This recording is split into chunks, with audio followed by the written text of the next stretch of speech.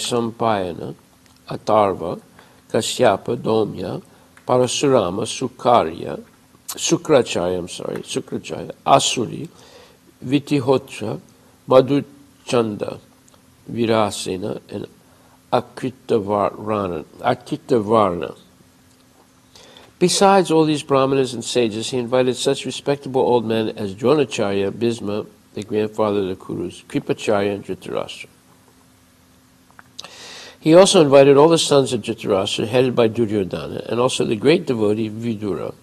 Kings from different parts of the world, along with their ministers and secretaries, were also invited to see the great sacrifice performed by King Yudhisthira, and the citizens comprising learned brahmanas, chivalrous kshatriyas, well-to-do vaishyas, and faithful sudras, all visited the ceremony.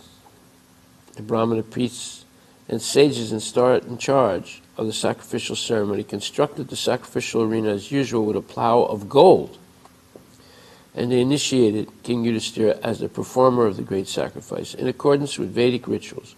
Long years ago, when Varuna performed a similar sacrifice, all the sacrificial utensils were made of gold. Similarly, in the Rajasuya sacrifice of King Yudhisthira, all the utensils required for the sacrifice were golden. Present by the invitation of King Yudhisthira to participate in the great sacrifice were all the exalted demigods, including Lord Brahma, Lord Shiva, and Indra, the King of Heaven, accompanied by their associates, as well as the predominating deities of the higher planetary systems, including Gandharva Loka, Siddhaloka, Janaloka, Tapoloka, Nagara Loka, Yakshaloka, Rakshasaloka, Pakshiloka, Charanaloka, as well as famous kings and their queens. All the respectable sages, kings, and demigods who assembled there agreed unanimously that King Yudhisthira was quite competent to take the responsibility of performing the Rajasuya sacrifice. No one was in disagreement on this fact. Everyone thoroughly knew the position of King Yudhisthira. Because he was a great devotee of Lord Krishna, no accomplishment was extraordinary for him. The learned brahmanas and priests saw to it that the sacrifice by Maharaj Yudhisthira was performed in exactly the same way as it had been in bygone ages by the demigod Varuna. According to the Vedic system, whenever there is an arrangement for sacrifice, the members participating are offered the juice of the soma plant, which is a kind of life-giving beverage. On the day for extracting the soma juice, King Yudhisthira very respectfully received a special priest who had been engaged to detect any mistake in the formalities of the sacrificial procedure. The idea is that the Vedic mantras must be enunciated perfectly and chanted with the proper accent. If the priests who are engaged in this business commit any mistake, the checker or the referee priest immediately corrects the procedure, and thus the ritualistic performances are perfectly executed. Unless perfectly executed, a sacrifice cannot yield the desired result. In this age of Kali, there is no such learned brahmana or priest available. Therefore, all such sacrifices are forbidden.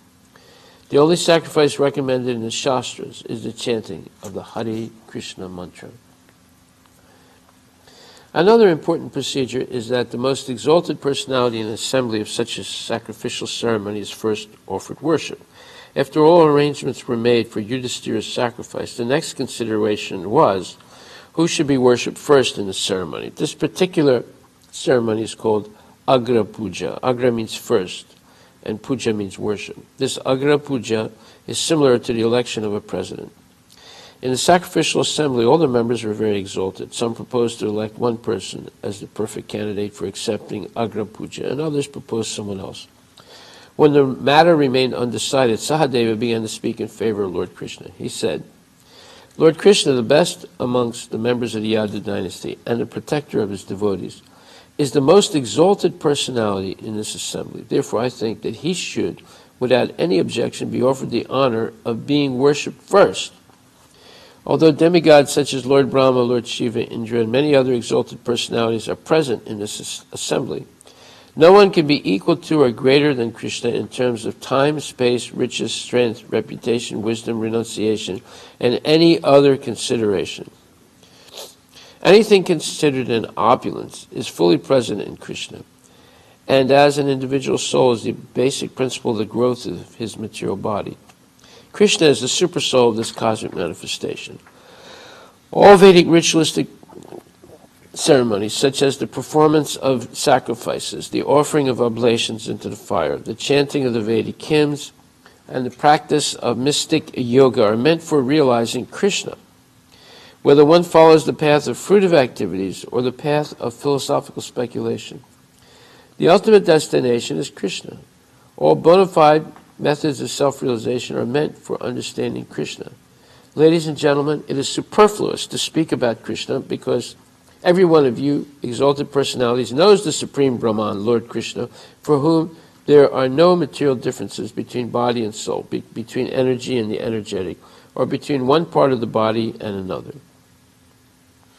Since everyone is part and parcel of Krishna, there is no qualitative difference between Krishna and all living entities. Everything is an emanation of Krishna's energies, material and spiritual.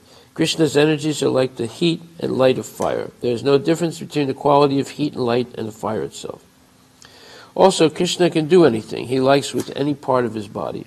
We can execute a particular action with the help of a particular part of our body, but he can do anything and everything with any part of his body. And because his transcendental body is full of knowledge and bliss in eternity, he doesn't undergo the 6 kinds of material changes: birth, existence, growth, production, dwindling, and vanishing. Unforced by any external energy, he is the supreme cause of the creation, maintenance, and dissolution of everything that be. By the grace of Krishna only, everyone is engaged in the practice of religion, the development of economic conditions, the satisfaction of senses, and ultimately the achievement of liberation from material bondage. These 4 principles of progressive life can be executed by the mercy of Krishna only. He should therefore be offered the first worship in this great sacrifice, and no one should disagree. Just as by watering the root of a tree, one automatically waters the branches, twigs, leaves, and flowers, or as by supplying food to the stomach, one automatically nourishes all parts of the body. So by offering the first worship to Krishna, we shall satisfy everyone present in this meeting, including the great demigods. If anyone is charitably disposed, it would be very good for him to give charity only to Krishna, who is the supersoul of everyone, regardless of his particular body or individual personality. Krishna is present as the supersoul in every living being, and if we can satisfy him, then every living being will automatically be satisfied. Sahadeva was fortunate to know the glories of Krishna, and after describing them in brief, he stopped speaking. After this speech, all the members present in that great sacrificial assembly applauded, confirming his words continuously by saying, "Everything you have said is completely perfect. Everything you have said is completely perfect." King Yudhishthira, after hearing the confirmation by all present, especially by the Brahmanas and learned sages, worshipped Lord Krishna according to the regulative principles of the Vedic injunctions. First of all, King Yudhishthira, along with his brothers, wives, children, and other relatives and ministers, washed the lotus feet of Lord Krishna and sprinkled the water on their heads. After this, he offered Lord Krishna various kinds of yellow silken garments and presented heaps of jewelry and ornaments before him for his use. Lord Yudhishthira felt such ecstasy by honoring Krishna, his only lovable object, that tears glided down from his eyes, and although he wanted to see Lord Krishna, he could not see him very well. When Lord Krishna was thus worshipped by King Yudhishthira, all the members present in the assembly stood up with folded hands and began to chant, "Jaya, Jaya, Namah, Namah." All joined together to offer their respectful obeisances to Krishna, and there were showers of flowers from the sky. In that meeting, King Sisupala was also present. He was an avowed enemy of Krishna for many reasons, especially because of Krishna's having stolen Rukmini from his intended marriage ceremony. Therefore, he could not tolerate such honoring of Krishna and glorification of his qualities. Instead of being happy to hear the glories of the Lord, he became very angry, and when everyone offered respect to Krishna by standing up, Sisupala remained in his seat, but as he became angrier at Krishna's being honored, he stood up suddenly, raised his hand, and spoke very strongly and fearlessly against Lord Krishna in such a way that Lord Krishna could hear him distinctly. Well, this is very interesting. You see, you can flush out an envious person by glorifying Krishna or his devotees. Then they become upset. Always works. Anyone who's envious will always think that this is intolerable. And they will do something to discredit the person as being honored out of envy. So we see this happen to Sisupala. Everybody else is happy to see Krishna honored. He's unhappy. So everything Sahadev said is shastrically correct. In other words, you can tell that Sahadev was a very exalted spiritual personality. Of course, he's one of the Pandavas. Because every word that came out of his mouth was perfectly correct. Not one thing was incorrect. Therefore, we have to follow the example of great devotees and not be influenced by lesser people.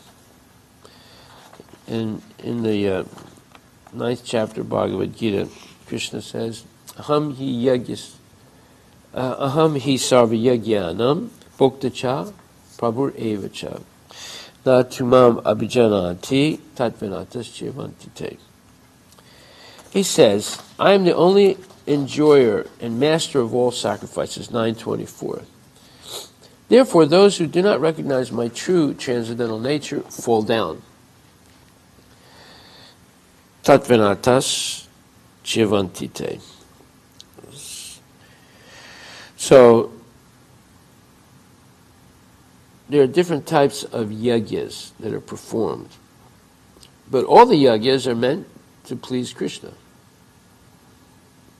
Now, this is a yagya. It's a very exalted one. Very few people have enough money or power to do it. You have to be able to subjugate every king in the world, either by persuasion or by fighting. But we see that the world doesn't only include the earth for the Pandavas. It includes all the planets of the universe. And this is very interesting because when the earth is described, like when the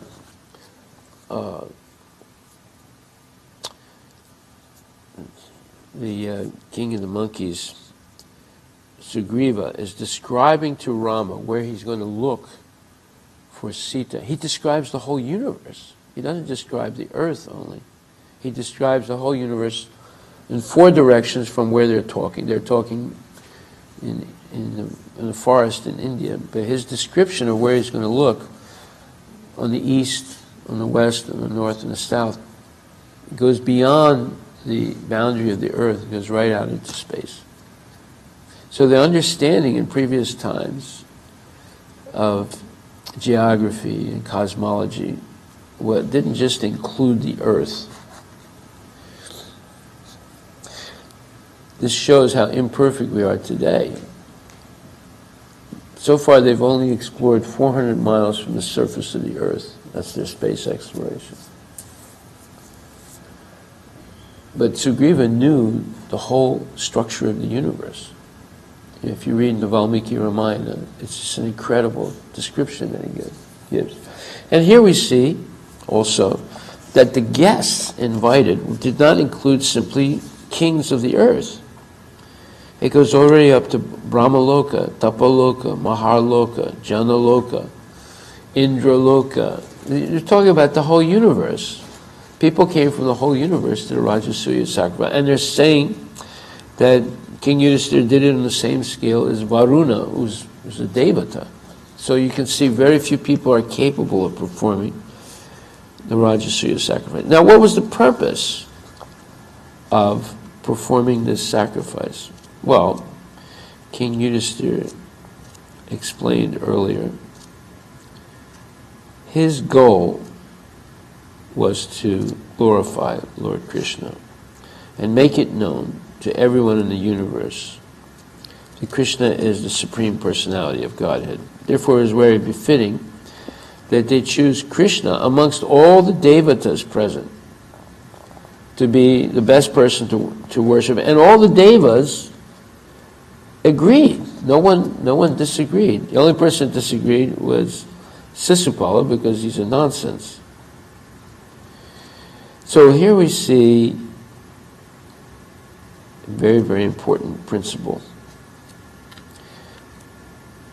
that Krishna should always be worshipped as the Supreme Personality of Godhead, following the example of the highest authorities in the universe. There's no authorities, one could say, is higher than Krishna, of course, but after Krishna you have Brahma, you have Shiva, and Indra, and all the top personalities in the universe. They all agree. The only person who doesn't agree is Sisupala, because he's envious. And who is he anyway? He's nobody. He's going to be killed in like a mosquito in a minute. Then how come so many people don't agree with this? It's called ignorance. One has to be above the modes of ignorance and passion to understand this. So, previously, Yudhishthira said that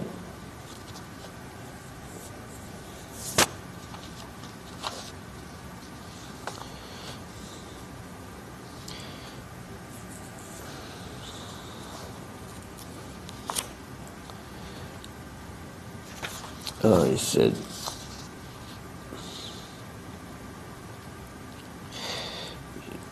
Yudhishthira said that, my dear Lord, those who are constantly in Krishna consciousness and who think of your lotus feet or your shoes are certainly freed from all contamination in material life.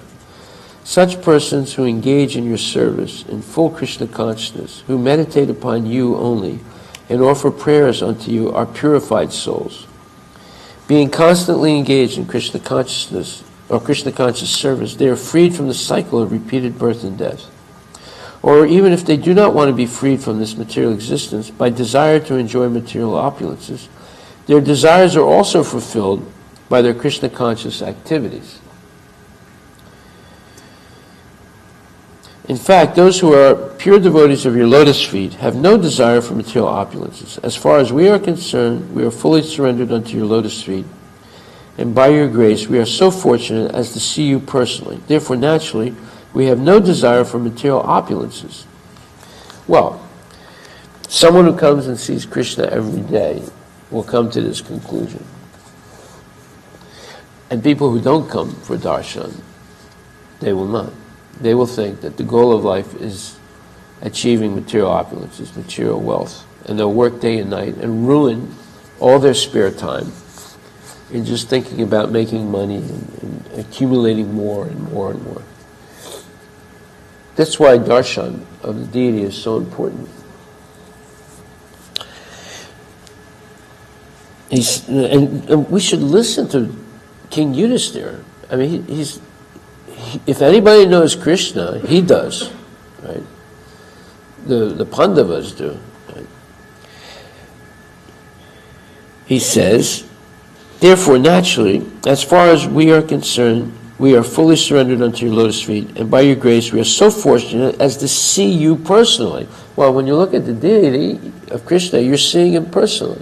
Just like Yudhishthira was seeing Krishna personally.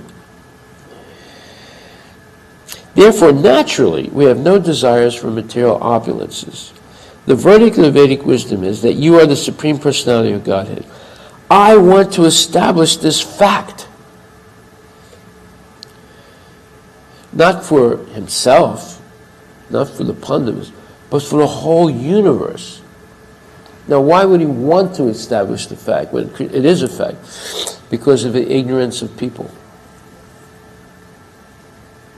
See, that's what this is the mentality of a devotee, a real devotee. He doesn't want to establish the fact that I am as rich as Bill Gates. No. He doesn't care about that. He wants to establish the fact that Krishna is the Supreme Personality of Godhead, and he is, of course, but for the ignorant people who have other imaginations. I want to establish this fact, and I also want to show the world the difference between accepting you as the Supreme Personality of Godhead and accepting you as an ordinary, powerful, historical person. Yeah, most people, even in India, accept Krishna as one amongst many powerful historical personalities. And that's the mistake of Ravana, of Sisupala, of Kamsa. We can go down the list, all the demons. That's their flaw. Thinking Krishna is just some powerful personality.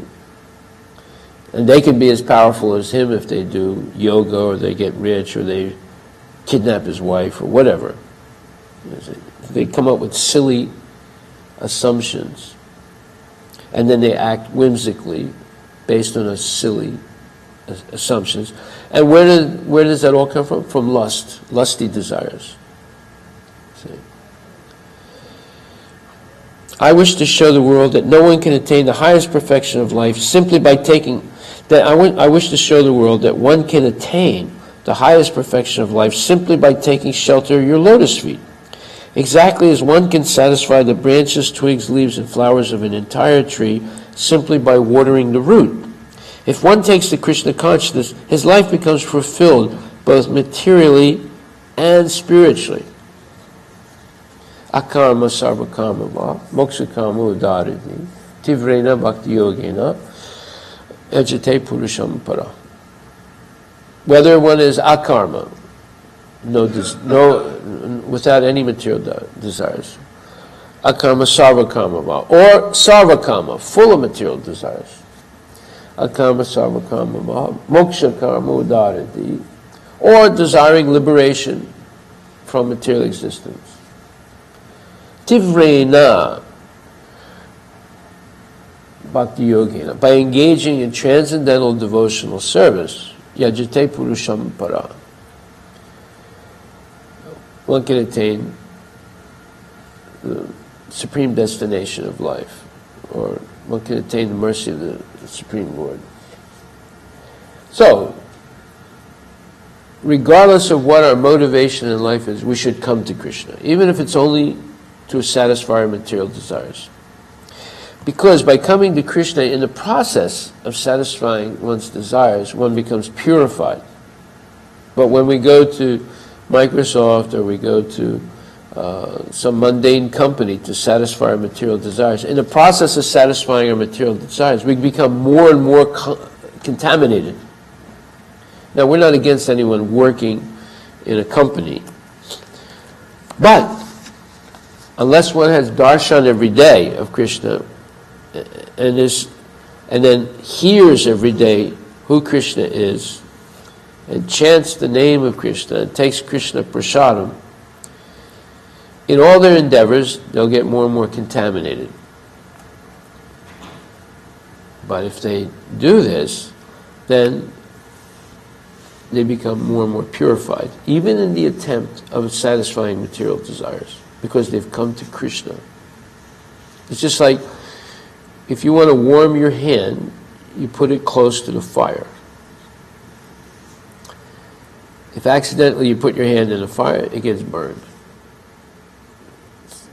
You don't warm your hand by walking away from the fire.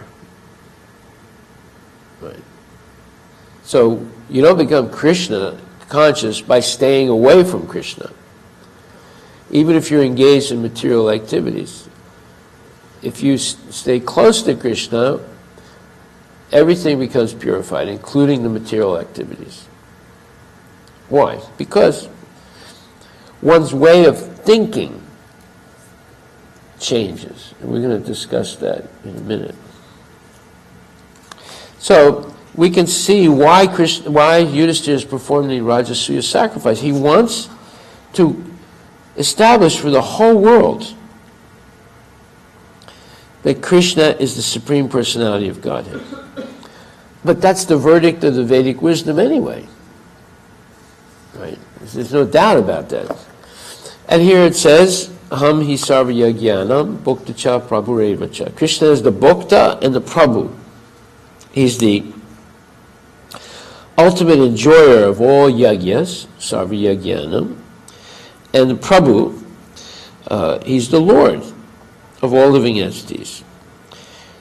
But natumam abhijananti. People that don't know this, what happens? Tatvinatas chivanti. They fall down. So yajna, or sacrifice, actually means Vishnu. Yagyavai Vishnu, or offering to Lord Vishnu, or who's a plenary expansion of Lord Krishna. Om Tat Vishnu Paramam Padam Sadapasyanti Suraya. The Rig Veda says this is the goal of all yajna, is to please the lotus feet of Lord Vishnu. And yagyarta karmano nyatra lokamam karma bandhanai tadartam karma konteya muktasangas samachara. One should perform all sacrifices for the pleasure of Vishnu, otherwise one will become entangled, karma bandhanai. 3rd chapter, 9th verse. Work done as a sacrifice for Vishnu has to be performed, otherwise work causes bondage to the material world. Therefore, O son of Kunti, perform your prescribed duties for his satisfaction, and in that way you will always remain free from bondage. Varnashrama charata purushena parakramam Vishnu radyate pantak nanyat Vishnu radyate panta nanyat tato nanyat anyway, tato sakarmanam. That the whole Varnashram system is aimed at pleasing Lord Vishnu. So here we have all this evidence in Rig Veda, Bhagavad Gita, and Vishnu Purana. Therefore, one has to work for the satisfaction of Vishnu or Krishna. And any other work in the material world will be a cause of bondage, for both good and evil works have their reaction. Whether you're working for good results or whether you're performing evil acts, both things bind one. And therefore, Krishna explains in the 2nd chapter that one must rise above good and evil. He says, okay.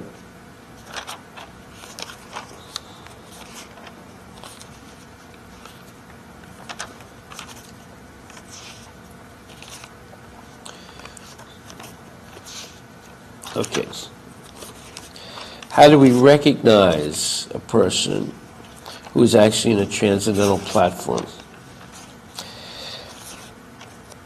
Dukesa anudvignamana sukesu vigataspriha vitaraga bhaya krodha stitadir munir uchyate. One who's not disturbed in mind even amidst the threefold miseries, or elated when there is happiness, and who is free from attachment, fear, and anger, is called a sage of steady mind. Well, this is a Krishna conscious person. That was 2nd chapter, 56th verse.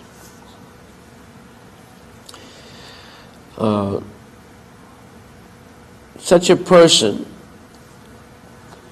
who's not disturbed by the threefold miseries, or elated when there is happiness, who's free from attachment, fear, and anger. So, such a person is called Stitadir Muni, fixed in his consciousness of Krishna.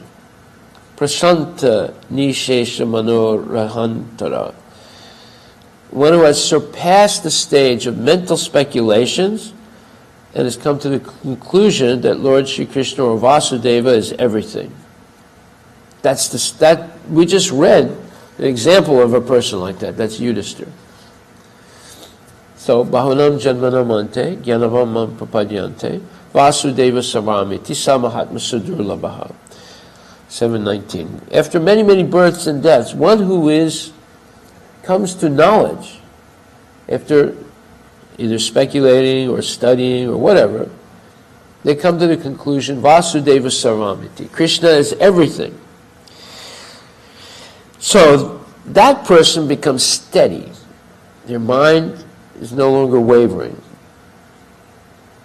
Should I do this? Should I do that? I want this. No, I want that. There's no longer wavering like that. Vivasayatmaka buddhir ekaha kurunandana bahusakainantascha buddhayo vivasayanam. They're fixed in their determination to serve the Lord.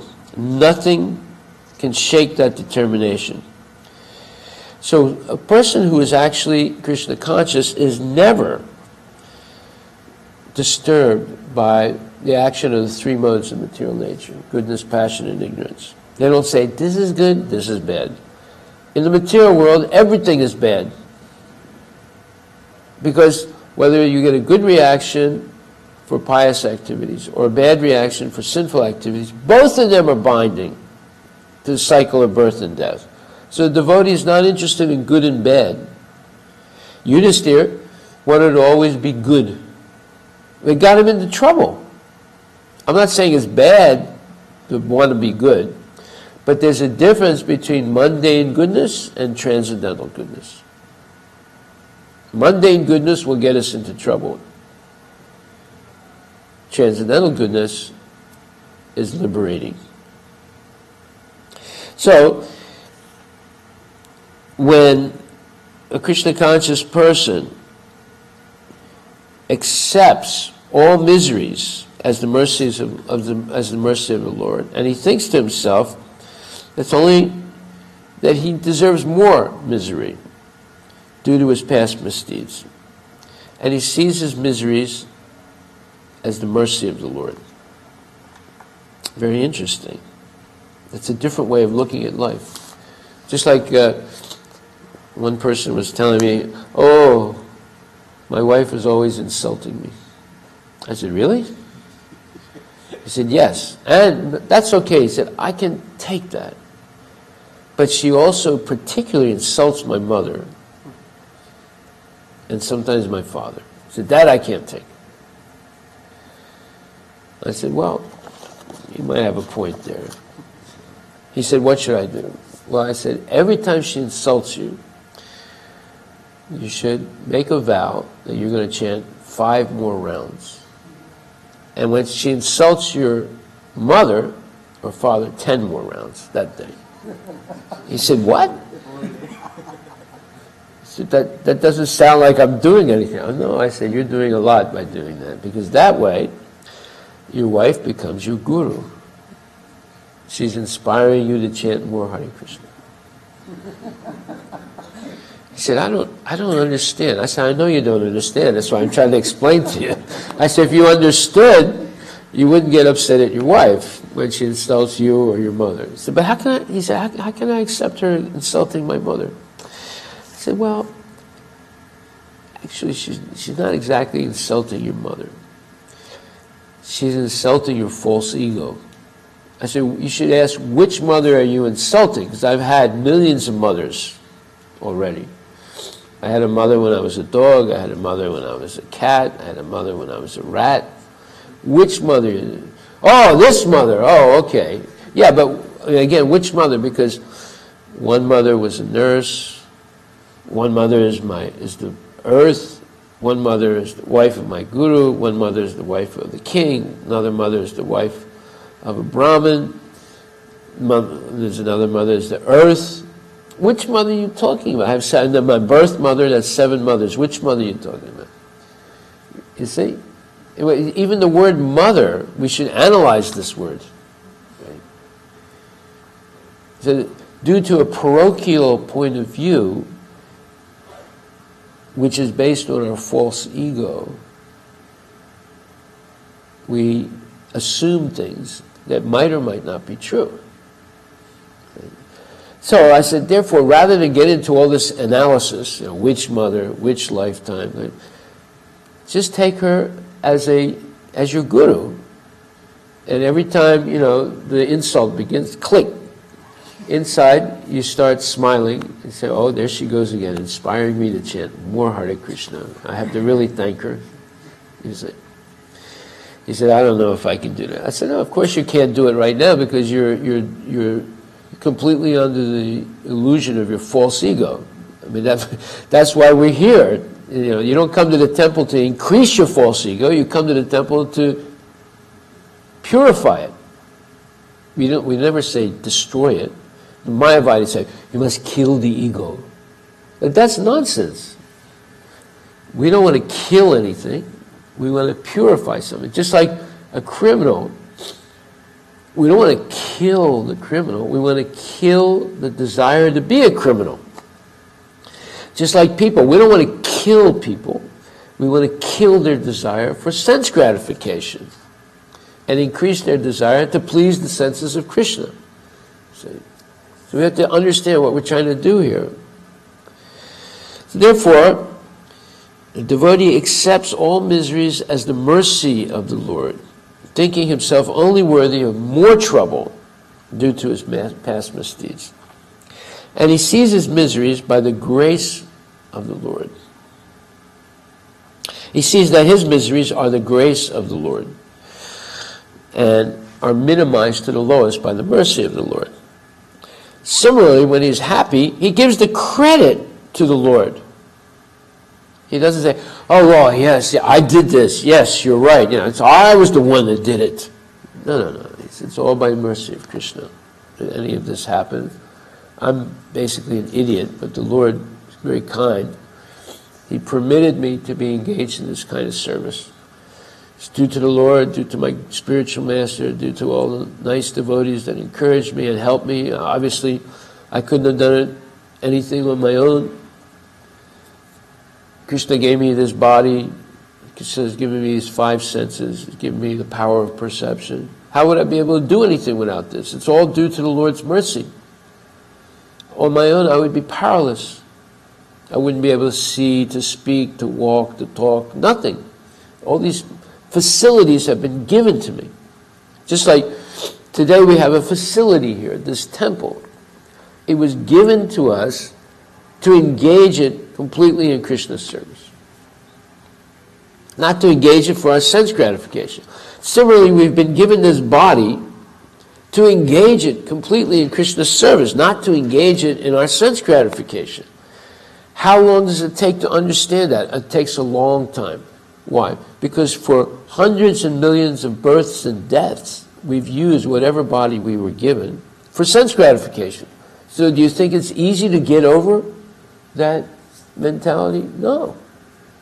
But it's possible by proper training, proper association, proper hearing and chanting, proper eating, proper sleeping, proper everything, based on maximizing service to Krishna. So when a devotee is happy, he gives a credit to the Lord, thinking himself unworthy of this happiness. And he realizes it is due only to the Lord's mercy that he's able to have a comfortable position in life and able to render better service. The comfortable position in life is not like, you have a big bed that costs $5,000, with electronic settings. So this side is a little softer and that one's a little harder, right? And then if you want a massage, you push another button and it starts going like this, you go like that, and then you stop that, That's not the purpose of all the money and all the, success in life, The purpose is to be able to improve our service to Krishna. You say, all we need is a little bit of floor to sleep on. That's all. Doesn't matter. Like, let's say some very rich guy is arrested for drunk driving. Where does he end up? He ends up in a little cell with metal bars and a wooden plank that's, maybe a quarter or a half inch thick, and he sleeps on it. Even though at home he's got a gigantic electronic bed, and he's got a sauna, and he's got a swimming pool, he's got a dog that sleeps with him and passes stool in his bed, right? That's called advancement in life, Expensive dog costs $5,000, but it still passes stool like the dog that costs $2, and he still has to clean it. So the end result is the same, But in any case, here we have this rich guy. Now he's sleeping in the jail, right? He's still sleeping. You don't need that gigantic, 35,000 square foot house to live. It's all the inflation of the ego. It's like the bed bug. In the wintertime, the bed bug is real thin, like paper thin. Because, people are wearing pajamas and they have a lot of covers and, but summertime it gets hot, right? So they don't use so many covers. Sometimes they don't use pajamas. So the bed bug can easily get onto the body and put their pincers into the skin and start sucking the blood. So that in the summertime, the bed bugs get inflated like that. And you can see them easily. Wintertime, you can hardly see them. They're like paper thin. I don't know if you ever saw a bed bug. You ever see a bed bug? You did? What do they look like? Yeah, they have these pincers like that. And then a body, right? But the body, in the summertime, you can see it easily, right? Wintertime, it's harder to see because they're so thin. They're getting starved. They don't die. These bugs, they can live in the worst condition. They're yogis.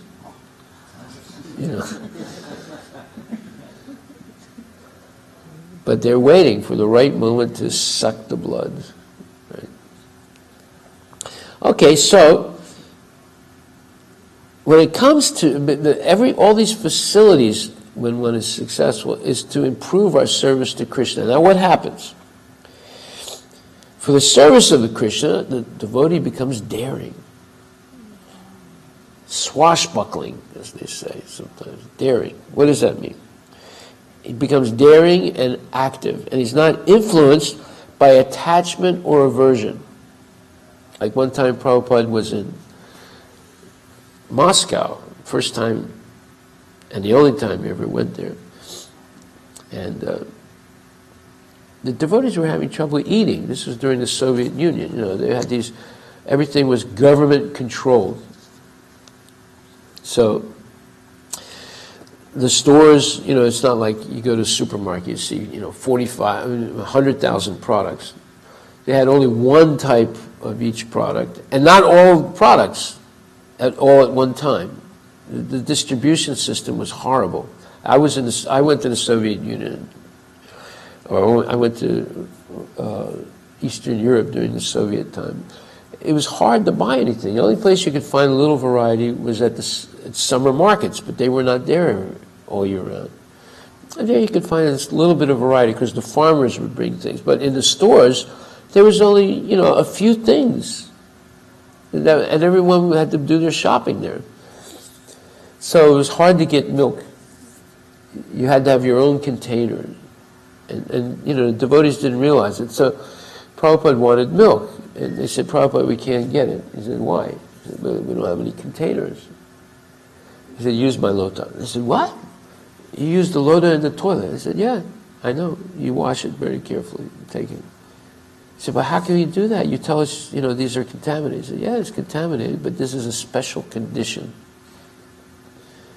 So you wash my lota and bring milk. I want to drink milk. Ah, very interesting. So, he's not affected by or influenced by attachment or aversion. See, Arjuna was afflicted by attachment. On one side were his brothers. On the other side were his cousins and his gurus. So he said, okay, if we win, we have to kill gurus and cousins. If we lose, my brothers die. I can't see how I'm going to win either way. Therefore, I don't want to fight. Well, that's making a decision based on attachment and aversion. It's not based on what Krishna wants. Therefore, as long as we base our decisions on what's pleasing to me, we will be continually overwhelmed with duality. Should I do this? Should I do that? If I do this, it's not good. If I do that, it's not good. I won't do anything. You see, that's what happens. However, when one becomes Krishna conscious, they're free of this duality. I'll do whatever is pleasing to Krishna and revealed to me by my spiritual master or spiritual authorities, who will explain their decision based on Shastric evidence. Right? So, attachment means accepting things for one's own sense gratification, and detachment is the absence of such sensual attachments. But one who's in Krishna consciousness is neither attached nor detached, because his life is dedicated only to the service of the Lord. Therefore, such a person is not angry when his or her endeavors are unsuccessful, nor elated when they're successful. Success or not success, a Krishna conscious person is always steady in their determination to please the Lord, continue their service. Okay. So when the rich man gets caught drunk driving, now he's in jail, he's really upset. Now, what is this? You know who I am? I'm going to call my lawyer, I'll be out of here. He's getting all upset. Just the best example was Laura, I think her name was Laura Helmsley. She married this guy named Helmsley, who was one of the richest men in the world. He owned a huge hotel chain. I forget which hotel chain. And then when he died, she inherited all the money. So she would tell her, she had so many servants. She was extremely rich. She personally had $4 to $6 billion in her personal, besides owning the company, which was worth so much money. So she would tell her servants. So one time she told one of her servants, us rich people, we don't pay any taxes. It's you poor slobs that pay taxes.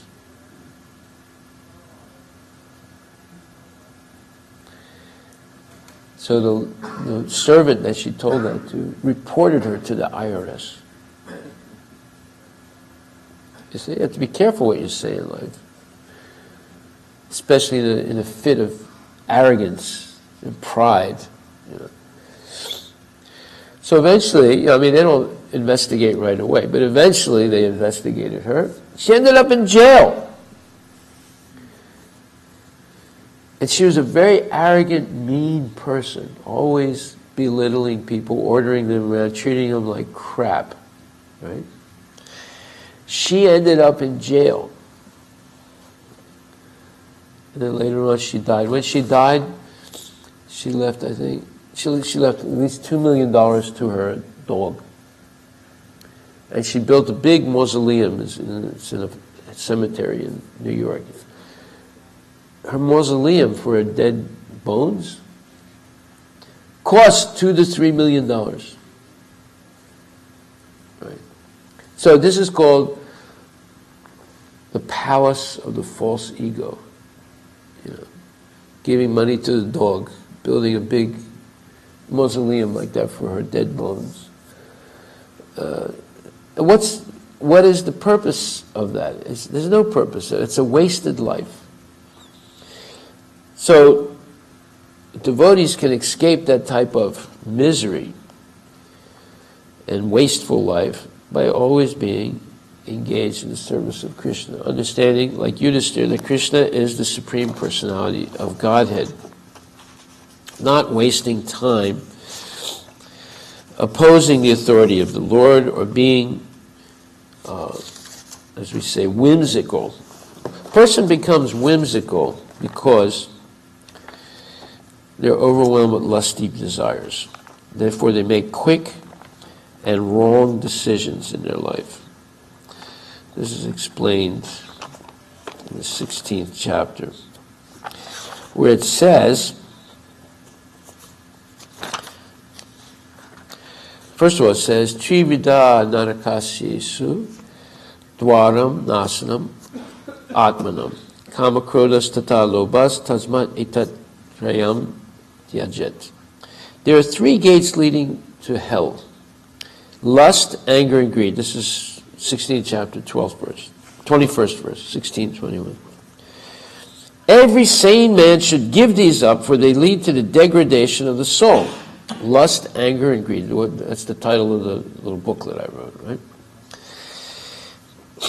So this is the beginning of demoniac life. One tries to satisfy his or her lust, and when he cannot, anger arises, and then greed. And a sane man does not want to glide down to the species of demoniac life, must try to control these three things: lust, anger, and greed. How do you do it? Chant Hare Krishna. If you're chanting, these things can't get a hold of you. If you're not chanting and not being engaged in service, not regularly hearing, not taking prasada, not having darshan of the deities, we become affected by these things very easily. Just like I was pulling into the temple, and so you have to make a turnaround here at the light, right? So maybe I went like 2 inches a little too much to the left, getting ready for my turn. So one guy came out of the street, side street. He made a very vulgar sign to me when he drove past it, and it screamed something out. I can't repeat what he said. My first, reaction was, I hate that guy, I should follow him down the street, stop the car, challenge him, whatever. It's called road rage, right? Somebody you don't know, but they do something that gets you actually infuriated. And then I said, well, that's crazy. I said, I'm on my way to the temple. Why would I want to pursue that guy when I can go and see the beautiful face of Krishna, Radha and Krishna in the temple, and chant, have some prasadam? I said, no.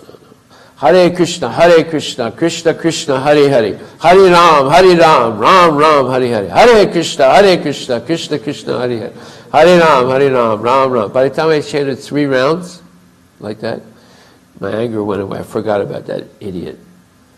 And I pulled, instead of going straight, I pulled into the temple.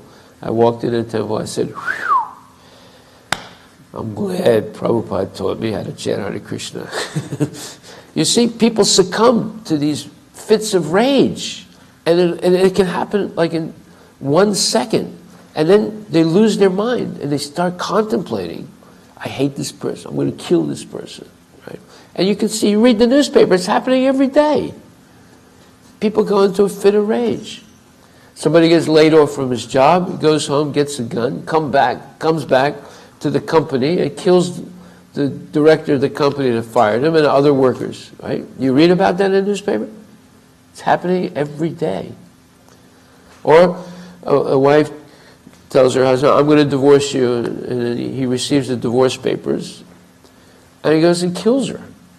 Or he goes into court, kills the wife's lawyer first, and then kills the wife. Right? It's happening every day. We can read it. Why? Because of Kama Krodas Lobha. And it's called Dwaram Nasanam Atmanam. Dwaram means the door. So, Trividam Narakasye Sudwaram Nasanam Atmanam. There are 3 doors, 3 gates leading to hell. Right? Narakasya is hell. And that is lust, anger, and greed. They follow. Anger and greed follow the lust. Okay, and then when one becomes lusty like that, what happens? Yashastra vidim utsrija, 16th chapter, 23rd verse. Vartate kamakarataha. Nasa siddhim avapnoti, nasukam na param gatim. This is a very important verse, 1623. A person who discards scriptural injunctions and acts according to his own whims attains neither perfection nor happiness nor the supreme destination in life.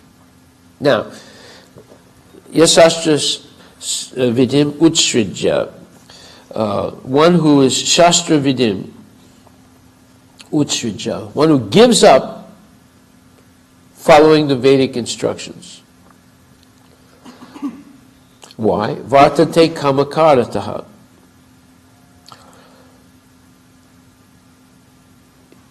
Vartate kamakarataha means acting whimsically due to lust. They become controlled by this whimsical nature, and it's all, the underlying cause of it is lusty desires to enjoy the material world, whether they do it physically or just do it mentally, dreaming about it all the time, or watching movies or looking at things on the internet that make a person lusty. It leads to whimsical action. And such people, na sasidim apnoti, na sukam na param gatim. There's no perfection in life, there's no happiness in life, and one will not achieve the goal of life by this whimsical behavior due to lust. Very important verse. So everyone's expected to follow the rules and regulations of the Varnashram Dharma for protecting society from us and protecting us from us. It's two reasons why we should follow Varnashram. Even though theoretically a Vaishnava is transcendental to the Varnas and Ashramas, but because we come from such a low background, because the atmosphere is so contaminated, even though we might be transcendental to the rules and regulations of the Varnashram system, we should still follow Daiva Varnashram, God-centered Varnashram. So you have Brahmanas, Vaishyas, Kshatriyas, Sudras, you have Brahmachari, Grihastha, Vanaprastha, Sannyas. These are designations that have specific rules to follow, and we should follow them. Well, those rules are a little simplified for us, no meat eating, no gambling, and so forth, chant Hare Krishna, take prasadam only, and so forth. And then, Trinada Pisuni Chena, right? Always be humble and tolerant and respect others, not seek any honor for doing devotional service. So all these instructions are there that we have to follow. Some of them are lower swakarma, dharma, and some are superior swadharma. We have to follow both. Why? To protect ourselves from ourself. When we say from ourself, meaning from lusty desires that lead us to be whimsical, to, like, let's say from 12 o'clock at night to 9 o'clock in the morning, we follow Krishna consciousness. Well, more than half that time we're sleeping, right? And then the other half that time we're engaged in spiritual activities in the temple or at home. Right? But after 9 o'clock, okay, maybe we still follow till 12 o'clock because there's breakfast prasadam, there's lunch prasadam. After 12 o'clock, okay, let's say we follow till 6, 7 o'clock because it's evening prasadam, right? But if you stay awake after 10 o'clock, that's when you break the rules, because that's when ignorance becomes prominent. That's when ignorance and lust become very prominent, more prominent. They can become prominent at any time, but in the life of a devotee, one who stays awake late at night, that's when it becomes most prominent. Something you wouldn't do during the morning program in the temple, you contemplate doing, due to this whimsical nature, influenced by lusty desires. So, person who acts whimsically according to their lust, anger, or greed never attains perfection in life. In other words, a person may theoretically know the truth, everything, but if they cannot apply them in their own life, then such a person is called Naradama, lowest amongst mankind. A Naradama is a highly educated person who doesn't follow. Highly educated, but they don't follow. They're called the lowest.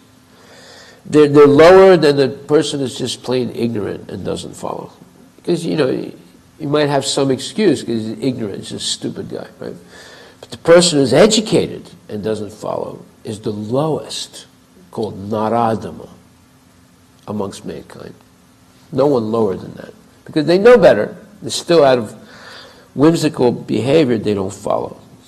So in the human form of life, a living entity is expected to be sane and to follow the regulations given for elevating his life to the highest platform. But if he does not follow them, then he degrades himself. But even if he follows the rules and regulations and moral principles, and ultimately doesn't come to the stage of understanding the Supreme Lord, then all his knowledge has been spoiled. Now, what does it mean, understanding the Supreme Lord? Here's Yudhisthira. He can, and Sahadev, and all the Pandavas, they can perfectly describe why Krishna should be honored as the best person in the whole universe, in the whole universes. But they don't just describe it. They actually do it. They go to all this trouble to organize the Rajasuya sacrifice that is almost impossible to do. But they do it because of their love for Krishna. And after doing all that, they don't say, well, since we did all this, let's forget about Krishna and just worship me. No. They don't do that. They go all the way to the end. And that is, make sure Krishna is honored. And they work as humble servants. So, that's the difference between simply theoretically understanding something and actually really imbibing that knowledge, assimilating that knowledge into real acts of pure devotion. So, even if one accepts the existence of God, but he doesn't engage himself in the service of the Lord, his attempts are spoiled. So there are a lot of people who are like vacation devotees. Not committed. For them it's a little vacation from sense gratification, come to the temple and do a little bit of service.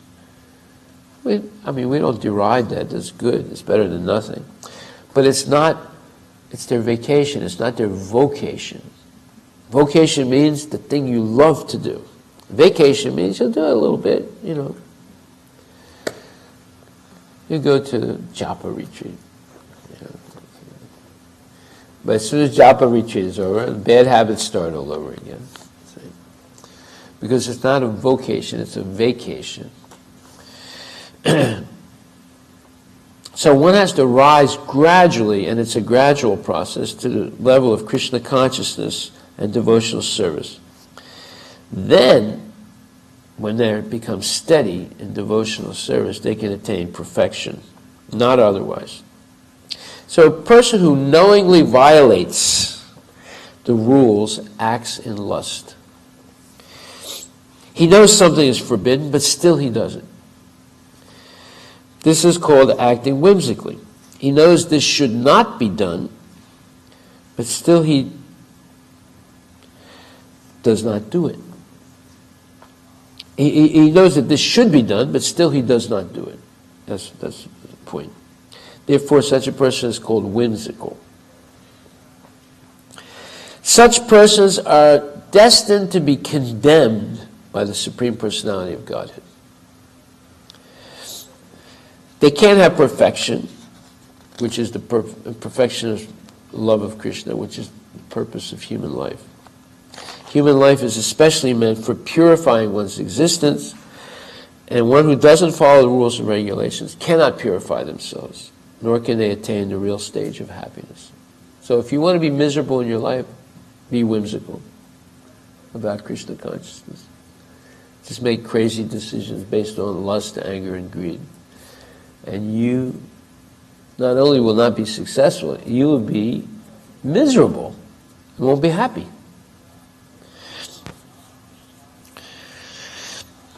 Okay, so therefore, we covered a lot of points here. In the deliverance of Sisupala,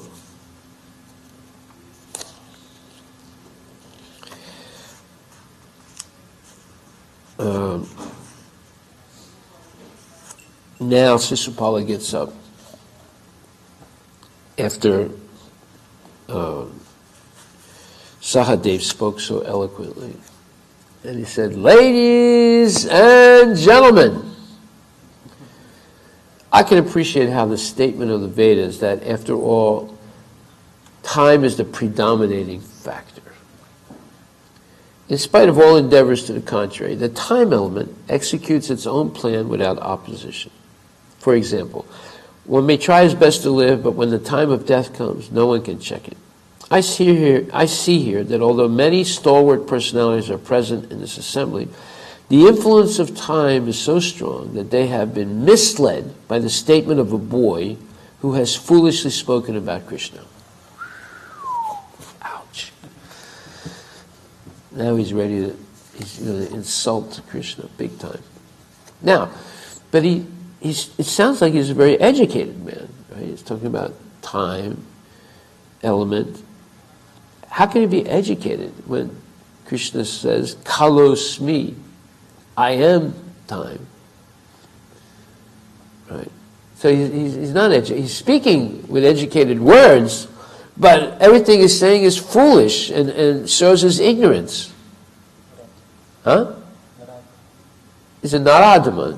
Yeah, highly educated, but doesn't use his knowledge for Krishna consciousness. Right? He's a Naradama, a perfect example. In other words, the stupid guy is not the lowest. It's the educated guy that's the lowest. The one with the PhD who's a nonsense. Right? For example, one may try his best to live, but when the time for death comes, no one can check it. I see here that although many stalwart personalities are present in this assembly, the influence of time is so strong that they have been misled by the statement of a boy who has foolishly spoken about Krishna. Many learned sages and elderly persons are present, but still they have accepted the statement of a foolish boy. Now he's insulting everybody. He starts by insulting Krishna. Now he's insulting everyone, including Brahma, Shiva, Indra, right? See, because when a person is envious of Krishna, he becomes envious of himself. And the sign that he's envious of himself, he denies himself the possibility to actually be Krishna conscious. And then he becomes envious of others because Krishna is not independent of everyone else. Everyone is dependent on Krishna. So if you become envious of Krishna, you become envious of yourself and you become envious of others. So he just insulted everybody here in a few little lines with his intelligent blabber. This means that by the influence of time, even the intelligence of such honored persons as those present in this meeting can be misdirected. Well, basically, he's talking about himself. But he's using the language as if everybody else is misdirected and he's not. Right? Little does he realize that he's the one that's misdirected and everybody else is not. Right? I fully agree with the respectable persons present here that they are competent to select a personality who can be worshipped first, but I cannot agree with the statement of a boy like Sahadeva, who has spoken so highly about Krishna and has recommended that Krishna is fit to accept the first worship and the sacrifice. Well, this is the saving grace. He's repeating the name Krishna. The real demons, I mean, full-fledged demons, and I meet them all the time, they refuse to say the name Krishna. You know, like sometimes someone calls me up and says, "Hello, is this the Vedic temple?" I say, "Yeah, it's a Vedic Cultural Center. Hare Krishna." "Oh, yeah. Well, I want to know." And then I said, "Well, Hare Krishna." Yeah, I know. But I want to know if we can rent a room. We want to have a birthday party. I said, "Okay, Hare Krishna." "Yeah. How much does it cost?" "Well, Hare Krishna, it costs, how many hours you're going to be there." Hare Krishna. Yeah. Okay, well, I will think about it. We'll call you back. See, they didn't. I gave them plenty of chance to say Hare Krishna, right? They didn't say it once. That means they're very highly affected by the material nature. They can't say it. It was like Valmiki when Narada Muni tried to convince him to stop killing animals, and chant the name of Ram, he went,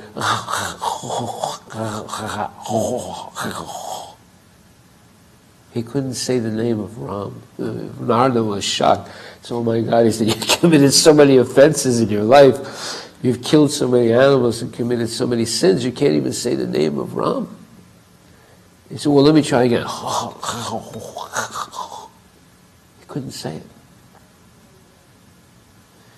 He said, okay, he said, I have to think another strategy for this rascal. He said, I got it.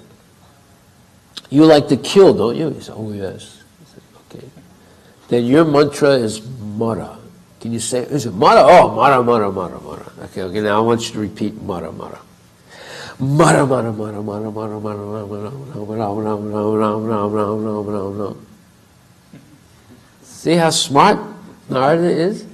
He gave him another mantra that he could say. What was his mantra? Mara, because he's Mara all the time, right? Killing. But it's the reverse of Rama, and by saying Mara, Mara, Mara, it became Rama, Rama, Rama. He became purified. He became Valmiki Muni, the personal biographer of Lord Rama. You see what a transformation that was? By saying the name of the Lord backwards, he still got purified, and eventually he said it correctly. So I can see that in this meeting there are many personalities who have undergone great austerities, who are highly learned, and who have performed many penances. But by their knowledge and direction, they can deliver many persons who are suffering from the pangs of material existence. There are great rishis here whose knowledge has no bounds, as well as many self-realized persons and brahmanas also, and therefore I think that any one of them could have been selected for the first worship because they are worshipable even by the great demigods, kings, and emperors. I can understand how you have selected this cowherd boy. I cannot understand how you have selected this cowherd boy, Krishna, and have left aside all these great personalities. I think Krishna to be no better than a crow. How can he be fit to accept the first worship in this great sacrifice? Wow. Now, see, he's speaking nicely. You know, it's like you go to these conferences or these big political meetings. People come out and nicely dressed, and you know, they have their cufflinks and their tie, and it looks like they just took a bath, and they're shaved and nice hair, and they get up and And ladies and gentlemen, we want to introduce tonight Professor so-and-so. He's the professor of the Department of Political Studies at Harvard University. He gets up and everyone's applauding. And he's written 49 books. 49 books. Not one of them is worth 2 cents, right? And he's got this award and that award. He's on the president's committee for this, and he received the International Medal of Honor for being the biggest fool in the universe, and so forth. So, and the person gets up and speaks nicely. I mean, they speak respectfully. They're using good language, but what they're saying is all nonsense. Huh? Dr. Frog, yes. So this is exactly what Sisupala is doing. He said, we cannot even ascertain which caste this Krishna belongs to, or what his actual occupational duty is. Actually, Krishna does not belong to any caste, nor does he have to perform any occupational duty. It is stated in the Vedas that the Supreme Lord has nothing to do as his prescribed duty. Whatever has to be done on his behalf is executed by his different energies. Now you see, he's educated. What he just said there is absolutely true, right? But he's trying to say it in such a way that this Krishna is a lazy bum, right? It doesn't have a caste. Well, by insulting him is actually glorifying him. See, that's the beauty of Sanskrit. It's a very subtle language. Even by insulting, he's actually glorifying. It depends how you take it, right? Sisupala continued, Krishna does not belong to a high family. He's so independent that no one knows his principles of religious life. Indeed, it appears that he is outside the jurisdiction of all religious principles. Now, in one sense, this is an insult. In the other sense, he's actually glorifying him, because Krishna is transcendental to everything, you see. He always acts independently, not caring for the Vedic injunctions and regulative principles. Therefore, he is devoid of all qualities. Well, yeah, he's nirguna in the sense that he doesn't have any influence of the gunas, because he's transcendental, right? Tribir guna mayir sarvam ebi sarvam idam jagat mohitana bijanati mam ebyam param avyayam. So it's said in the 7th chapter that Krishna is above the influence of the three gunas. Tribir guna mayer baver ebi sarvam idam jagat mohitana bijanati mam ebyam param avyayam. Deluded by the three modes, goodness, passion, and ignorance, the whole world does not know me, who am above the modes and inexhaustible. So, what he said here, in one sense, is an insult, but in another sense, he's glorifying the Lord. Sisupala indirectly praised Krishna by saying he is not within the jurisdiction of Vedic injunctions. This is true because he is the Supreme Personality of Godhead. That he has no qualities means that Krishna has no material qualities. And because he is the Supreme Personality of Godhead, he acts independently, not caring for conventions and social or religious principles. So you see, he actually glorified him, but it sounded like he was insulting him. Sisupala continued, under these circumstances, how can he be fit to accept the first worship and the sacrifice? Well, actually he is fit because he is nirguna, without any influence of the modes of material nature, is transcendentally situated. Krishna is so foolish that he has left Mathura, which is inhabited by highly elevated persons following the Vedic culture, and has taken shelter in the ocean, where there is not even talk of the Vedas. Instead of living openly, he has constructed a fort within the water and is living in a place where there is no discussion of Vedic knowledge. And whenever he comes out of the fort, he simply harasses the citizens like a dacoit, thief, or rogue. Wow, this is all nonsense. But he did construct this city, had it, Dwarka constructed in the ocean, off the coast. And he, when it says there's no discussion of Vedic knowledge is accepting Krishna as the Supreme Personality of Godhead. And that's what they do in Dwarka, right? Sisupala went crazy because of Krishna's being elected the Supreme. You see, you can flush out a demon by glorifying Krishna. The demons object to it. They don't like it. You flush them out. First worship person in that meeting, and he spoke so irresponsibly that it appeared that he had lost all his good fortune. Being overcast with misfortune, Sisupala continued to insult Krishna, and Lord Krishna patiently heard him without protest. Just as a lion does not care when a flock of jackals howl. Lord Krishna remained silent and unprovoked. That's a symptom of a great person. They don't get provoked to anger. They keep the coolness of their brain so they can figure out what the best course of action is. But when you get angry, you make quick decisions without taking into account all the factors, and you end up making a huge mistake.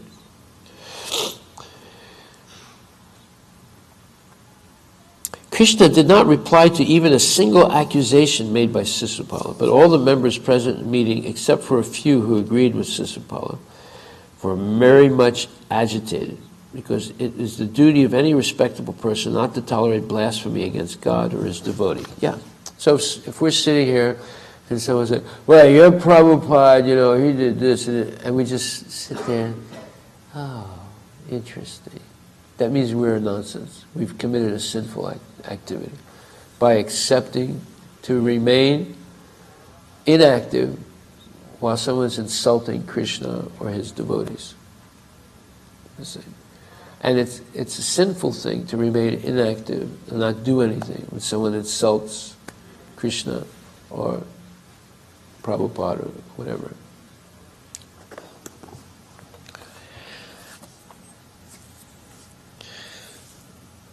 Some of them who thought they could not properly take action against Sisupala left the assembly in protest. That's number one thing you can do. If someone insults Krishna, you can walk away.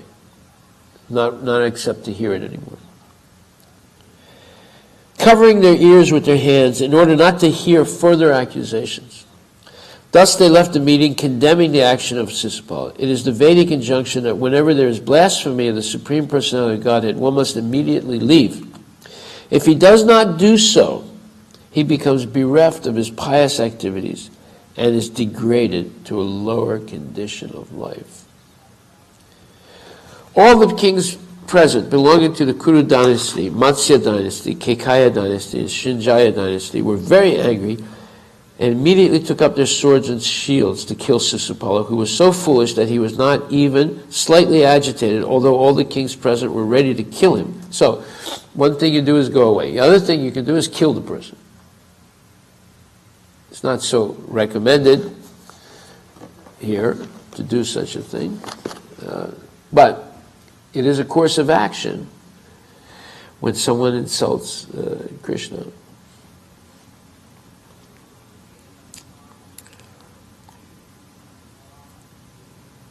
Sisupala did not care to think of the pros and cons of his foolish talking. And instead of stopping when he saw that all the kings were ready to kill him, he stood to fight with them and took up his sword and shield. When Lord Krishna saw that they were going to fight in the arena of the auspicious Rajasuya Yajna, he personally pacified them. Out of his causeless mercy, he himself decided to kill Sisupala. When Sisupala was abusing the kings who were about to attack him, Lord Krishna took up his disc, as sharp as the blade of a razor, and immediately separated Sisupala's head from his body. Yeah, you should never fight in a temple. A very bad thing to do. This is in front of Krishna. This is Krishna's holy place. Fighting, speaking out loud, using harsh language, a very inauspicious thing to do. What usually happens is, if no one does anything, Krishna will take action to stop a person from doing that. There was one person who was staying here. He liked to get into fights, abuse people verbally and so forth. Krishna kicked him out. He's not allowed back. You can't behave like that in the temple. People lose their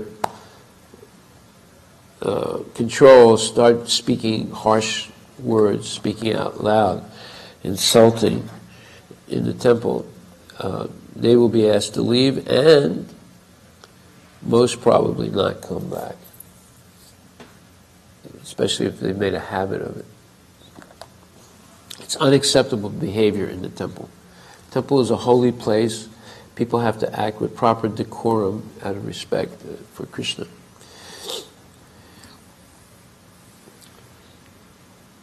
When Sisupala was thus killed, a great roar and howl went up from the crowd. Taking advantage of that disturbance, a few kings who were supporters of Sisupala quickly left the assembly out of fear for their lives. You see, what happened was, you can't perform this sacrifice having envious people. So, with Sahadev, what he did was he just glorified Krishna, which was normal, and established, based on Shastra, why Krishna should be the first person worshipped and the best person present. Well, that flushed out all the demons, the people who were against Krishna's authority. They got all flushed out. Sisupala and all his followers, they couldn't stand it. And Sisupala got killed and the others went away. Now you're ready to perform the Rajasuya sacrifice, because you only have people who have a consensus understanding of Krishna. That's important. To have a temple a successful temple, you have to create a consensus understanding of what is Krishna consciousness, what is a disciple, what is a guru, how to preach Krishna consciousness, all these things. Everyone has to be on the same page. You can't have people opposing, right? With people who are lusty and whimsical. You can have, there's a saying, a fool threw a rock in a well, and 1,000 wise men were necessary to get it out. So the actions of one fool can set back a temple so bad that it could take 1,000 good devotees to set it straight again after one fool does something egregiously wrong.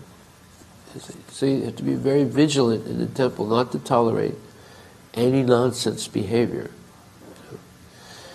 Because, if you have a perfectly white sheet with one black spot on it, everyone will look at the black spot and ignore the whiteness of the sheet. Yeah. They'll say, oh yeah, but this person did that. Did you hear about that? After years and years of, no incidents, and one little thing, people will talk about that one thing and ignore everything else. So therefore, we cannot afford to have foolish, whimsical, lusty, angry, greedy people dressed like devotees. Like one time in France, I remember, this one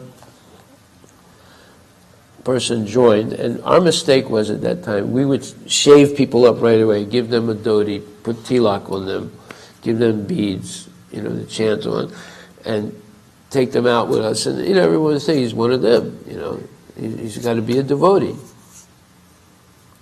Well, this guy was new, and then he had a habit of getting lost during the Sankirtan, and then he would come hours later. And, the first time he did it, I caught him. I said, "Where were you?" He said, "Well, I had to go and take care of some family business." I said, "What family business?" And, so I told him, "Don't do it again." Well, he did it again, and this time I told him, "Well, you're going to have to leave the temple." He said, "Why? I just got here." I said, "I know, but you don't listen to what we tell you to do.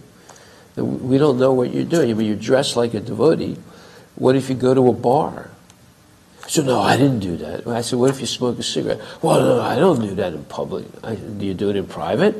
You know how way people talk.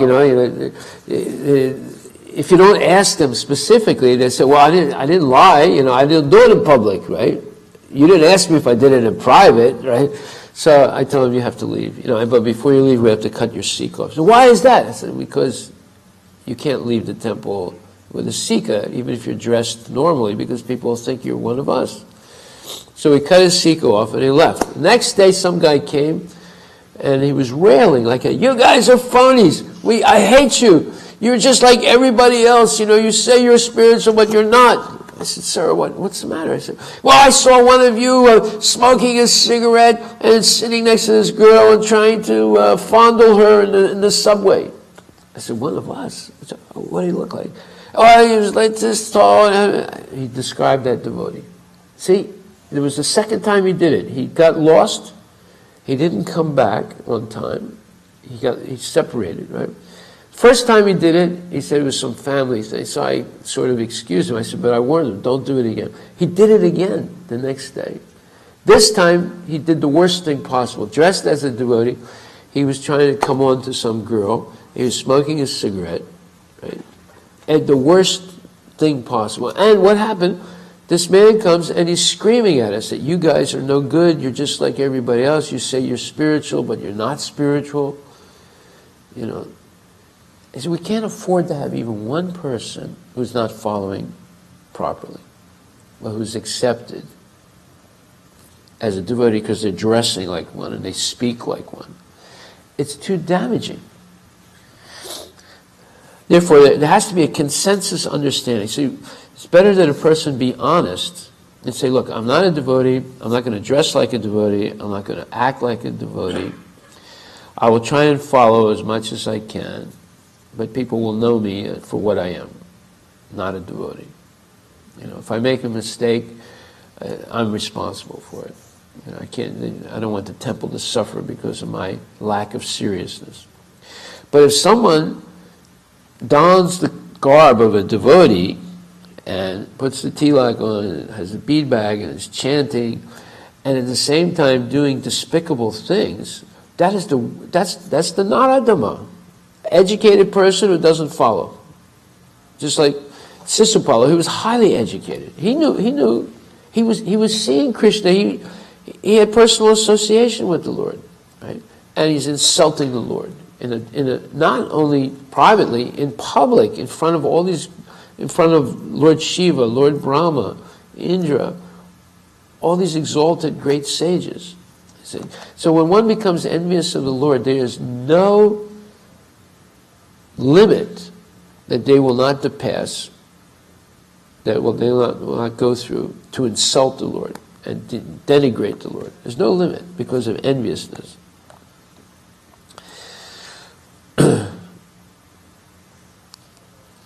So what happens? Krishna kills him, and then his supporters leave right away. Then the fortunate Sisupala's spirit soul immediately merged into the body of Lord Krishna in the presence of all, exactly as a burning meteor falls to the surface of the globe. The merging of Sisupala's soul into the transcendental body of Krishna reminds us of the story of Jaya and Vijaya, who fell to the material world from the Vaikuntha planets upon being cursed by the 4 Kumaras. For their return to the Vaikuntha world, it was arranged that both Jaya and Vijaya, for 3 consecutive births, would act as deadly enemies of the Lord, and that at the end of these lives they would return to the Vaikuntha world and serve the Lord as his associates. Now why? When he's talking about the death of Sisupala and the merging of his soul into Krishna's body, why does he switch now? Why does the Bhagavatam switch now and start talking about Jaya and Vijaya? Because Jaya and Vijaya took birth as Hiranyaksha and Hiranyakashipu, as Ravana and Kumbhakarna, right? And as Sisupala and Dantavarka. So Sisupala, if I'm not mistaken, is he's merging into the body of Krishna. Now, there's 2 types of merging. Either you merge into the Brahma Jyoti or you merge directly into the body of Krishna. Both are impersonal mergings. All of us, if we don't become Krishna conscious, we will all be merged into the body of Mahavishnu at the end of the universal creation. And we'll remain in a dormant stage. It's called avyakta, or dormant stage. And then we'll be manifesting in the next universal creation. So this merging is impersonal. It's the only place in which there's no devotional service for Krishna. Right? But it is a spiritual state, because you're merging either into Krishna's effulgence, the Brahma Jyoti, or you're merging into Krishna's body. Both are impersonal states, but they're spiritual. It's different than trying to attain the state of inert, invisible material existence called avyakta. Avyakta means the flip side of manifest material nature. You have what's called pradhana, the material nature in its inert state. It's an absolute inertial state, whereas all the material atoms do not interact. There's no time factor acting. There's no modes of material nature acting. So everything is in absolute stillness. That is a material state. And it's the flip side of the Mahatattva, which is that same material energy activated by the time factor and the 3 modes of material nature. Okay. So the Buddhists seek to attain the avyakta stage, or the flip side of material nature, where everything is absolutely still. The impersonalists want to attain something higher than that, and that's called Brahman realization, emerging either into the eternal light emanating from the body of Krishna, or into the body of Krishna himself. Those are 2 types of mergings. We'll talk more about that later on, because we're going to study that very thoroughly in the next chapter. In the next chapter is called Prayers by the Personified Vedas. Okay, so we're going to stop here and continue tonight in the liberation of Sisupala. Are there any questions anyone wants to ask?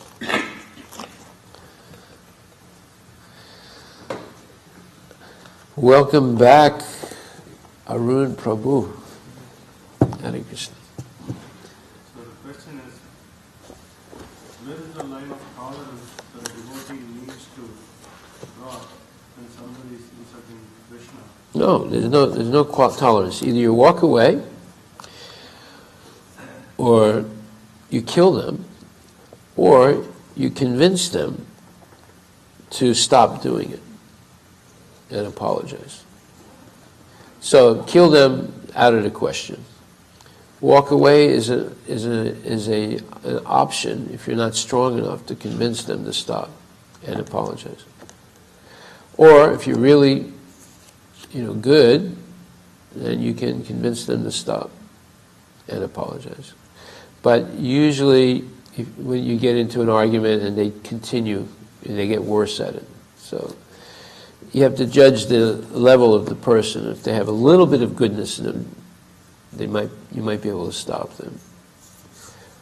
If they're thoroughly atheistic and demoniac, it's better just to walk away.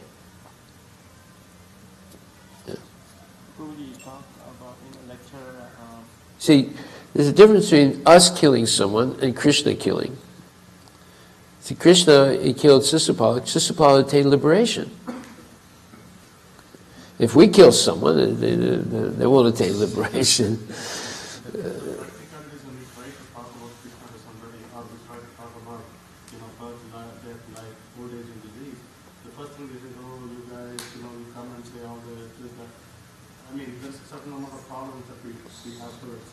No, that's, you guys, is different. People can insult us all they want. That's all right. We're not doing this to be honored. But if they insult Krishna, or Krishna's pure devotee, that's different. They've crossed the line there. Now, there's different ways of dealing with it. Either you walk away, or you can convince them not to do it and apologize. But insulting you, that's okay.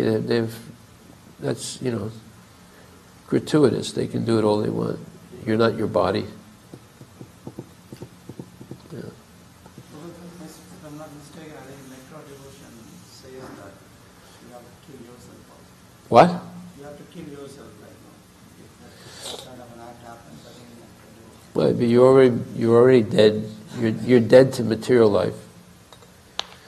But if you kill yourself, how you like Sita, she was hearing constant derision of Ram. She decided that she would kill herself at a certain point, but she waited also for Ram. And then Hanuman came and gave her hope not to do that. See? So that's a very extreme thing. We're not extremists. My name is not Abdullah Harivilas, right? Neither is your name, Hassan, Abdullah, whatever. So we're not extremists. Do something that's practicable to continue devotional service. You walk away. There'll be another day, another circumstance. Like, for example, there was this one man in Berkeley, California, who was our neighbor, who had a temple. He hated us. He had worked against the temple for years, and very successfully. He was a PhD, very highly educated man.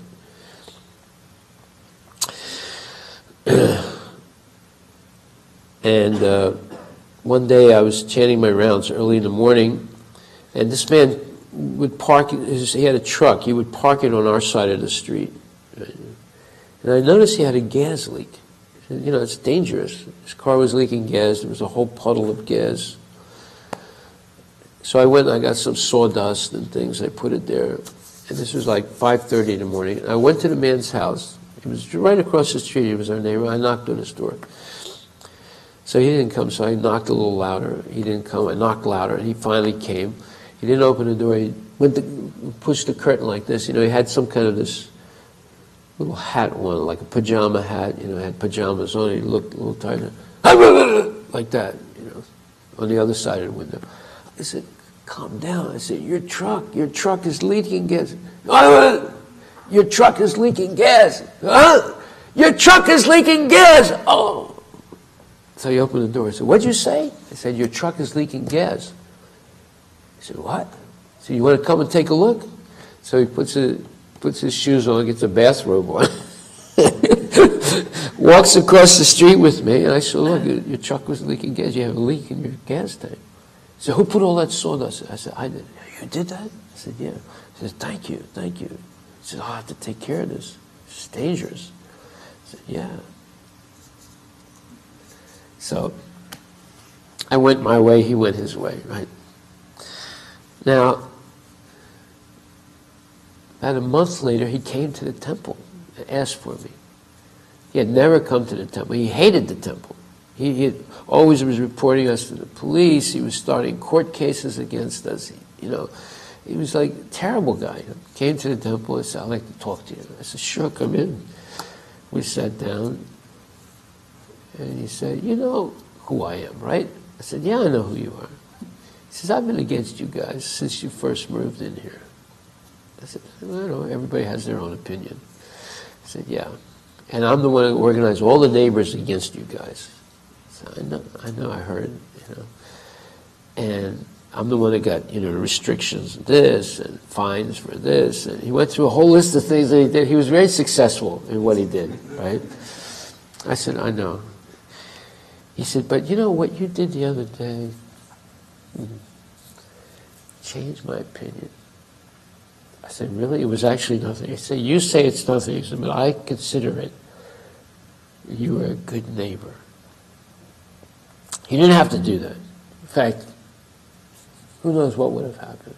I might have had an accident, might have caught fire, my truck might have burned, You could have done a lot of things, but what you did, I really appreciate it. I said, well, that's normal. I said, we don't have anything against you personally. I don't think you have anything against me or anybody else here personally. He said, you're right. I said, look, I'm going to rethink this whole thing. I said, sure. I said, by the way, I'm going to turn 50 1 month from now. I said, oh, well, congratulations and happy birthday. He said, yeah. I was thinking, he said, what would you say if I wanted to celebrate my birthday in your temple? I said, well, we'll cater it for free. He said, what? I said, yeah, we'll make you a nice eggless birthday cake. He said, you do that? I said, yeah. He said, are you serious? I said, are you serious? You want to celebrate in a temple? He said, yeah. I said, I'm serious. We'll do the whole thing for free. As a good neighbor. He said, you're serious, right? I said, yeah. See, man, I can send out my invitations. So you send them out. You got the date. So that day, for him, I set up this big table. He invited about 100 people. We had a big, dinner table, nice cloth. We had a big feast. And we did everything. A big cake. And he invited all the neighbors, especially the neighbors that were on his committee, to close the temple.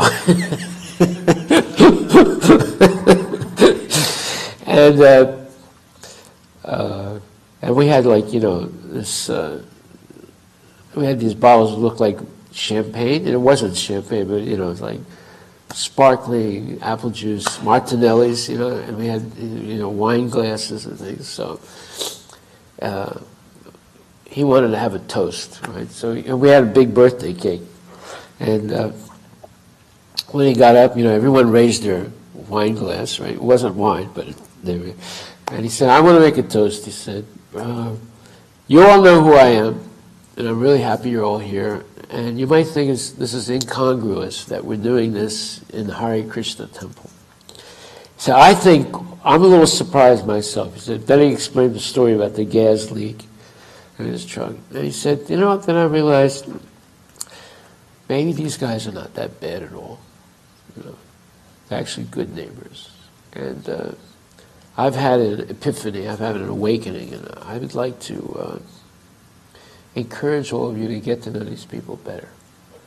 And he said, and this gentleman here, he recommended that we could have like a monthly community meeting with them in the temple and discuss any points that we were having that are contentious with them, and so forth, So completely changed. just by one little thing that we did. And so that is the important thing about learning to communicate with people on their level. I mean, if we tell them, oh, you're going to hell because, you don't chant Hare Krishna, then they can't understand that. They say, well, you're going to hell because you don't eat meat. That's the way they would answer, right? Because they think there's something wrong with being a vegetarian. But if you talk to them and communicate to them on their level, and what is their level? Well, their level is, don't make noise after 10 o'clock at night. Don't leave trash out. Keep your garden clean. Keep your place well painted. Don't do anything. Don't do this. Do this. Morality. So be a good neighbor. Respect the rights of others. So forth.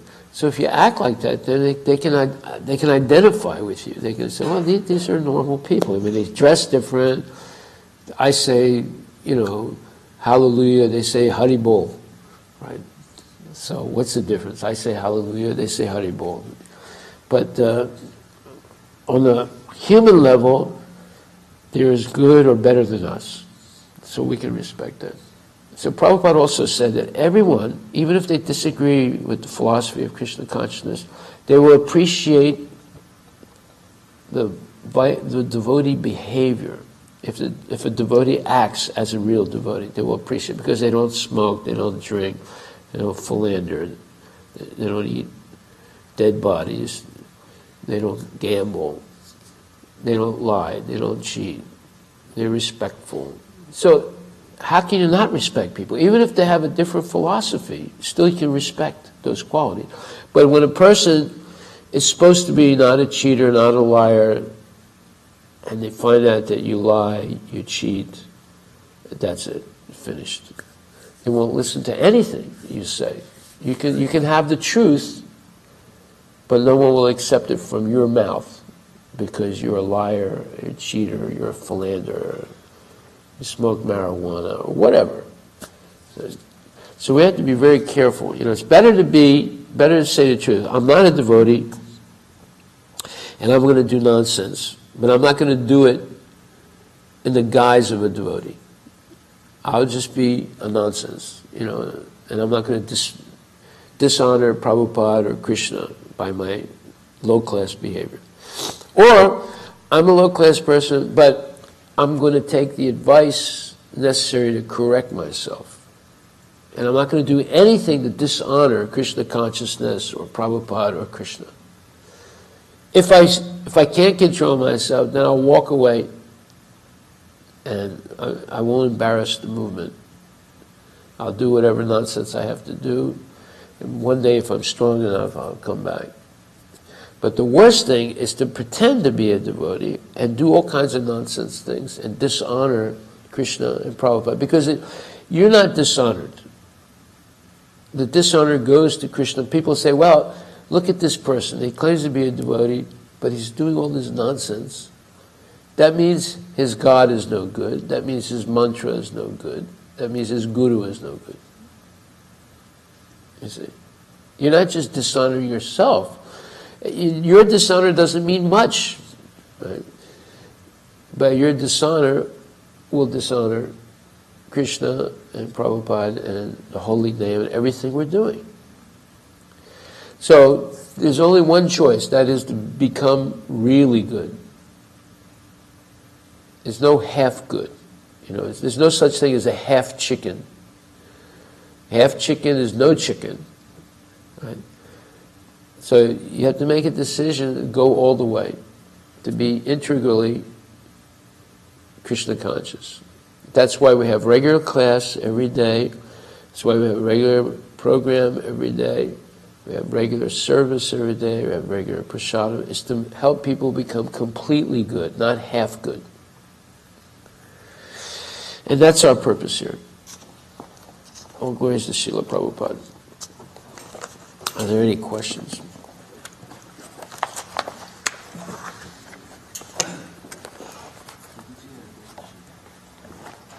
No, he was just scratching his ear.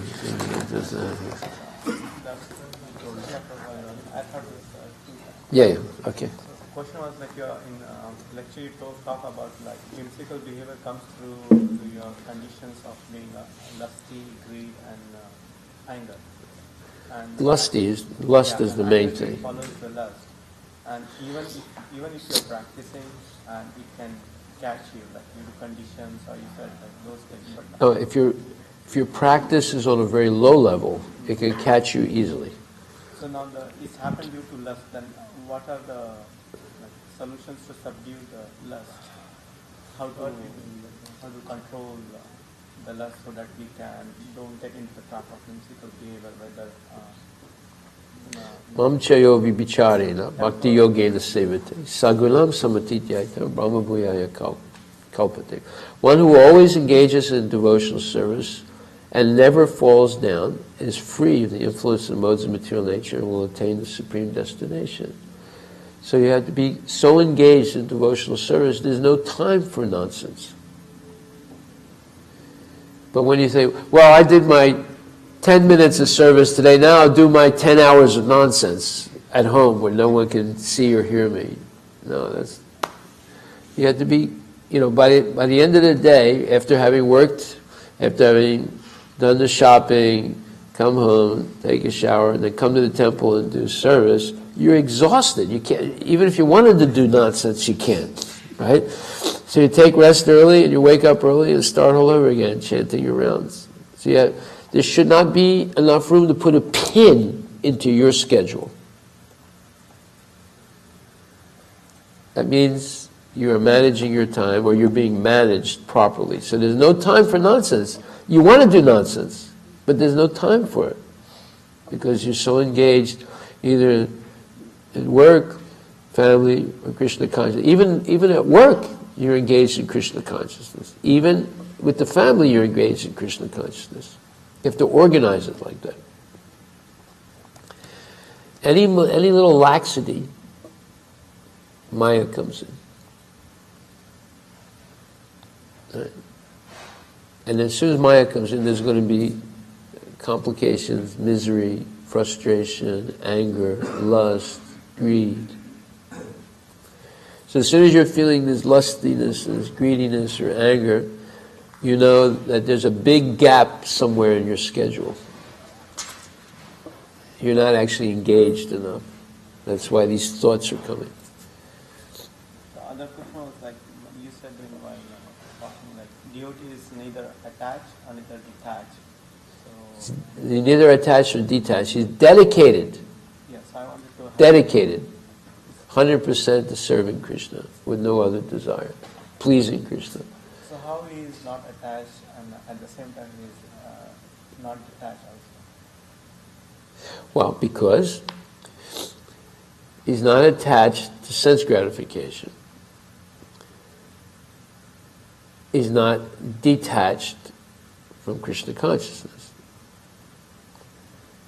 So what is he? He's dedicated 100% to Krishna consciousness. See, attachment, you're attached to something that is pleasing to you. And detachment, you're detached from something that's not pleasing to you. But the criterion is whether you're pleased or not pleased. Dedicated to Krishna, you're attached to whatever is pleasing to Krishna. And you're detached from whatever is not pleasing to Krishna. But it's not based on your sense gratification. It's based on pleasing the senses of Krishna. Okay, you understand? You're not attached or detached based on your whimsical thoughts for success in sense gratification in the material world. You're attached to pleasing Krishna. You're detached from anything that's not pleasing to Krishna. Yeah. Haribol. All glories to Prabhupada. Hare Krishna. Jai.